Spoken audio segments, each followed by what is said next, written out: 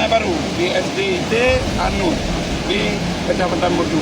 Kondisinya sangat mengerikan. Kami meminta kepada Pak Wamen, Pak Presiden, MPB Pusat untuk membantu kita. Pertama sekali menggali sungai ini menjadi normal kembali. Kalau enggak dihantam Merdu dan Manadua. Ada 6 kecamatan yang berimbas akibat beralihnya sungai ini, Pak. Akibat sungai yang dasarnya ini sehingga tertutup dengan kayu dan tanah sehingga sungai ini bergeser ke Manadua dan Merdu. Ini sebelah sana lebih parah lagi. 6 desa sudah terjadi begini. Di Kecamatan Manadua.